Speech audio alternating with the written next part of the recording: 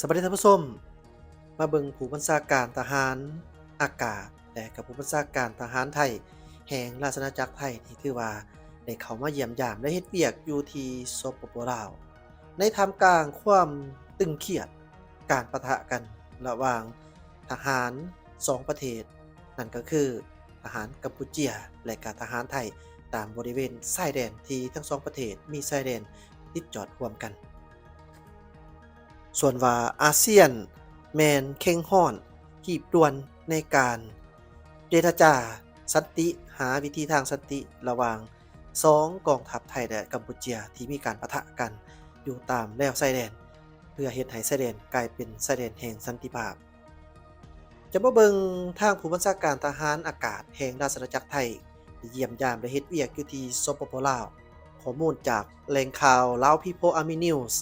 เพิ่นเปิดเผยให้ฮู้ในวันที่15ธันวาคม2025นี้ฐานพลอากาศเอกเสกสรรคันธาผู้บัญชาการทหารอากาศแห่งราชอาณาจักรไทยพร้อมด้วยคณะได้เดินทางมาเยี่ยมยามและเฮ็ดเวียกอยู่ที่สปปลาวอย่างเป็นทางการโดยการต้อนรับของฐานพลตรีคำเล็กแสงพระจันทร์ผู้บัญชาการทหารอากาศกองทัพประชาชนลาวพร้อมด้วยคณะ ภายหลังสำเร็จพิธีต้อนรับอย่างเป็นทางการทั้งสองฝ่ายก็ได้พบปะแลกเปลี่ยนตีราคาขึ้นสภาพเวียกงานซึ่งกันและกันในปัญหาที่ทั้งสองฝ่ายมีความสนใจร่วมกันและสองฝ่ายก็ได้เห็นดีเป็นเอกภาพเพิ่มทวีร่วมมือช่วยเหลือซึ่งกันและกันการแลกเปลี่ยนคณะผู้แทนขั้นสูงของทั้งสองฝ่ายและเสริมสร้างสายพัวพันธ์ร่วมมือทางด้านเศรษฐกิจที่ดี ตลอดหอดการเพิ่มทวีการร่วมมือระหว่างกองทัพประชาชนลาวและกองทัพไทยโดยเฉพาะแมนการร่วมมือของคณะกรรมการร่วมมือรักษาความสงบเรียบร้อยตามชายแดนลาวไทยไทยลาวสร้างให้มีสภาพในขอบเขตเส้นชายแดนมีความสงบสุขโดยพื้นฐานเป็นต้นแมนการแก้ไขปัญหายาเสพติดปัญหาการลักลอบเข้าเมืองแบบผิดกฎหมายและปัญหาอื่นๆที่เป็นนอแหนงในการก่อความบ่สงบพร้อมเดียวกันนั้นก็ต้องได้รักษามูลเสือการไปมาหาสู่กันอย่างเป็นปกติบนพื้นฐานความไว้เนื้อเชื่อใจซึ่งกันและกันนอกจากนั้นทั้งสองฝ่ายยังเห็นดีเป็นเอกภาพสืบต่อร่วมมือในเวียกงานทั้งด้านการช่วยเหลือมนุษยธรรมการต้านภัยพิบัติทางธรรมศาสตร์การแลกเปลี่ยนทั้งด้านการแพทย์ศิลปะวัฒนธรรมและกีฬาและก็ขอบเขตการร่วมมือในขอบของ2กองประชุมอาเซียนรวมทั้งปัญหาอื่นๆที่ทั้งสองฝ่ายได้สร้างกลไกร่วมกันในโอกาสการเดินทางมาเยี่ยมยามและเฮ็ดเวียกอยู่ที่สปปลาวในครั้งนี้ของทานผู้บัญชาการทหารอากาศแห่งราชอาณาจักรไทยพร้อมด้วยคณะครั้งนี้แม้นยังได้เข้าไปวางพวงมาลา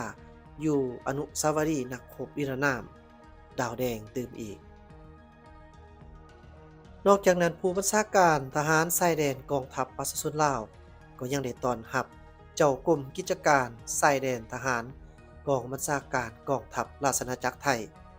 โดยในวันที่20ธันวาคม2025นี้ที่เมืองวังเวียงแขวงเวียงจันทน์สปปลาวฐานพลจัตวาอุ่นคำศรีแหวนวงศักดิ์ผู้บัญชาการทหารชายแดนกองทัพประชาชนลาวเลขานุการคณะกรรมการร่วมมือรักษาความสงบเรียบร้อยตามชายแดนทั่วไปลาวไทยได้ต้อนรับทานพลโทจุมพลนุรักเขตเจ้ากรมกิจการชายแดนทหารกองบัญชาการกองทัพไทยกรรมการและเลขานุคณะกรรมการร่วมมือรักษาความสงบเรียบร้อยตามชายแดนทั่วไปไทยลาวลาวไทยพร้อมด้วยคณะฝ่ายไทยที่เดินทางมาเยี่ยมยามและเข้าร่วมกองประชุมกองเลขานุกรรมการร่วมมือรักษาความสงบเรียบร้อยตามชายแดนทั่วไปลาวไทยครั้งที่30ในระหว่างวันที่19ถึง22ธันวาคม2025โอกาสนี้ทานพลจัตวาอุ่นคำศรีแหวนวงศักดิ์ก็ได้กล่าวแสดงความต้อนรับอย่างอบอุ่นต่อการเดินทางมาเยี่ยมยามและเฮ็ดเวียกอยู่สปปลาวของฐานพลโท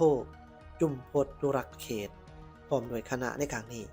พร้อมทั้งได้ตีราคาสูงต่อสายพัวพันและการร่วมมือระหว่างสองศาสตร์สองกองทัพลาวไทยไทยลาวที่เคยมีมนต์เสืออันดีงามในการพัวพันร่วมมือกันอย่างใกล้ชิดฐานบ้านไกลเคลื่อนเคียงที่มีชายแดนติดจอดกันซึ่งสายพัวพันการร่วมมือความสามัคคีฮักแพงระหว่างสองศาสตร์สองกองทัพลาวไทยไทยลาวแม้นับมือเลิกซึ้งได้รับการเพิ่มพูนคูณสร้างขึ้นเรื่อยๆพร้อมนั้นฐานพลโทจุมพลนุรเขตก็ได้กล่าวแสดงความขอบใจต่อทานผู้บัญชาการทหารชายแดนกองทัพประชาชนลาวพร้อมคณะที่ให้การต้อนรับอย่างอบอุ่นเต็มไปด้วยไมตรีจิตมิตรภาพและเป็นการเสริมขยายสายพัวพันหัวมือระหว่างสองกองทัพไทยลาวลาวไทยให้นับมือแน่นแฟ้นยิ่งขึ้นพร้อมกันนั้นทั้งสองฝ่ายก็ได้กล่าวเปิดกองประชุมกองเลขาคณะกรรมการร่วมมือรักษาความสงบเรียบร้อยตามชายแดนทั่วไปลาวไทยครั้งที่30อย่างเป็นทางการแหล่งข่าวยังให้หูตื่มอีกว่ากองประชุมกองเลขานุการคณะกรรมการร่วมมือรักษาความสงบเรียบร้อยตามชายแดนทั่วไปลาวไทยไทยลาวครั้งที่30โดยกองประชุมกองเลขานุการคณะกรรมการร่วมมือรักษาความสงบเรียบร้อย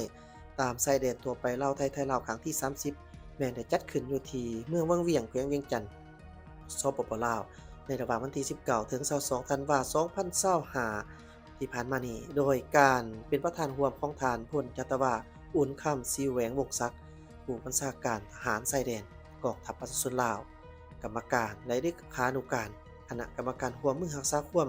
สงบเรียบร้อยตามชายแดนทั่วไปลาวไทยและฐานพลโทจุมพลนุรเขตเจ้ากรมกิจการชายแดนทหารกองบัญชาการกองทัพไทยกรรมการเลขาคณะกรรมการร่วมมือรักษาความสงบเรียบร้อยตามชายแดนทั่วไปไทยลาวมีบรรดาแขกที่ถูกเชิญพร้อมด้วยพนักงานที่เกี่ยวข้องทั้งสองฝ่ายก็ได้เข้าร่วมโดยกองประชุมกันในครั้งนี้เป็นเพื่อปรึกษาหารือและการเตรียมความพร้อมทางด้านเนื้อในทางด้านวิธีการอื่นๆสำหรับกองประชุม GBC ลาวไทยครั้งที่30ซึ่งสองฝ่ายลาวจะเป็นเจ้าภาพจะจัดขึ้นที่นครเวียงจันทน์คาดการณ์ว่าในต้นปี2026ทางด้านเนื้อในจะได้รับแลกเปลี่ยนกันหลายปัญหาที่สำคัญรวมทั้งแลกเปลี่ยนความคิดความเห็นและทบทวนผลการจัดตั้งปฏิบัติตามบทบันทึกของกองประชุมคณะกรรมการร่วมมือรักษาความสงบเรียบร้อยตามชายแดนทั่วไป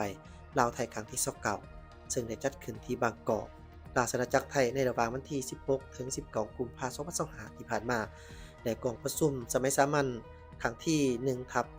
1/2025และวางทิศทางแผนการร่วมมือในการรักษาความสงบเรียบร้อยตามบริเวณชายแดนทั้งสองประเทศให้มีเสถียรภาพและความมั่นคงยิ่งขึ้นพร้อมทั้งเป็นการเพิ่มทวีสายพัวพันและการร่วมมือซึ่งกันและกันทั้งในขอบ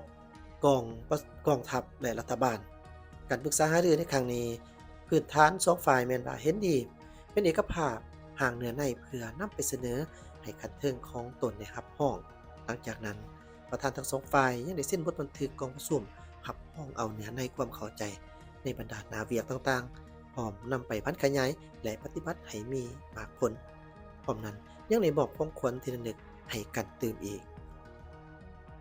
เจ้าส่วนปัญหาชายแดนขอผิดพลาดระหว่างราชอาณาจักรไทยและกัมพูชายังคงตึงเครียดและมีการสู้รบกันอยู่แล้วรัฐมนตรีของทางประเทศสมาชิกอาเซียนก็ถือว่าได้มีการจัดกองประชุมอย่างหีบด่วนโดยทางรัฐมนตรีกระทรวงการต่างประเทศของสปปลาวก็ได้เข้าร่วมกองประชุมรัฐมนตรีต่างประเทศอาเซียนสมัยพิเศษเกี่ยวกับสภาพการในปัจจุบันระหว่างกัมพูชาและไทยโดยในวันที่22ธันวาคม2025ที่นครกัวลาลัมเปอร์ประเทศมาเลเซียฐานทองสวรรค์พรหมวิหารรัฐมนตรีกระทรวงการต่างประเทศได้นำพาคณะผู้แทนเข้าร่วมกองประชุมรัฐมนตรีต่างประเทศอาเซียนสมัยพิเศษเกี่ยวกับสภาพการในปัจจุบันระหว่างกัมพูชาและไทยโดยการเป็นประธานของท่านรัฐมนตรีกระทรวงการต่างประเทศมาเลเซียในนามประธานอาเซียนปี2025มีบรรดารัฐมนตรีต่างประเทศอาเซียนผู้ตั้งหน้าและก็เลขาธิการใหญ่อาเซียนก็ได้เข้าร่วมโด ยกองประชุมได้รับฟังการรายงานเกี่ยวกับการปฏิบัติหน้าที่ในระยะที่ผ่านมาของหน่วยงานสังเกตการณ์อาเซียนซึ่งได้รับการสร้างตั้งขึ้นในเดือนตุลา2025พร้อมกันนั้นทั้งกองประชุมก็ได้รับฟังการแจ้งสภาพการปัจจุบันทั้งด้านชายแดนโดยรัฐมนตรีกระทรวงการต่างประเทศและการร่วมมือสากลกัมพูเชียและรัฐมนตรีกระทรวงการต่างประเทศไทยในกองประชุมบรรดารัฐมนตรีต่างประเทศอาเซียนก็ได้ประกอบความคิดความเห็นโดยได้แสดงถึงความเป็นห่วงเป็นใย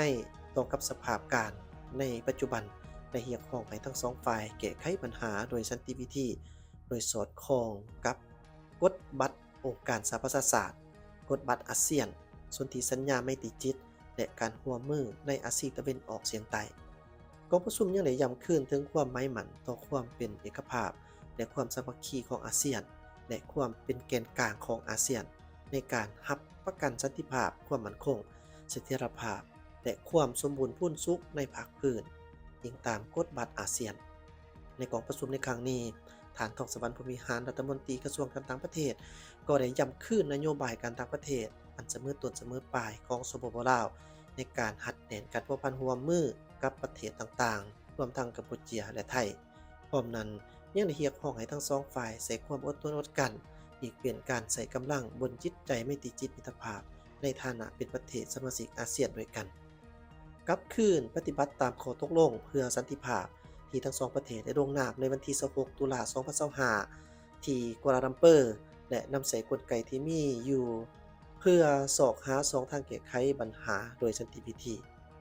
ภายหลังกองประชุมได้มีการออกแถลงการณ์ของประธานซึ่งได้ระบุเกี่ยวกับความพยายามของอาเซียนในการแก้ไขปัญหาที่ร่วมดำเนินอยู่พร้อมทั้งได้แสดงความยินดีต่อกับการเบิกปรึกษาหารือทั้งสองประเทศเพื่อบรรลุการหยุดยิงและแสดงความหวังว่าสภาพความเข่งตึงจะลดผ่อนลงโดยไวในนี้คณะกรรมการชายแดนของทั้งสองประเทศจะจัดกองประชุมปรึกษาหารือเกี่ยวกับการจัดตั้งปฏิบัติการหยุดยิงในไวนี้ในโอกาสเข้าร่วมกองประชุมในครั้งนี้ท่านทองสวรรค์บริหารรัฐมนตรีกระทรวงการต่างประเทศก็ได้พบปะทั้งสองฝ่ายกับบรรดารัฐมนตรีต่างประเทศอาเซียนและเลขาธิการใหญ่อาเซียนเพื่อเสริมขยายการพัวพันร่วมมือและปรึกษาหารือปัญหาที่มีความสนใจร่วมกันเติมอีกขอขอบใจแหล่งข้อมูลจากทางลาว National Radio กระทรวงการต่างประเทศ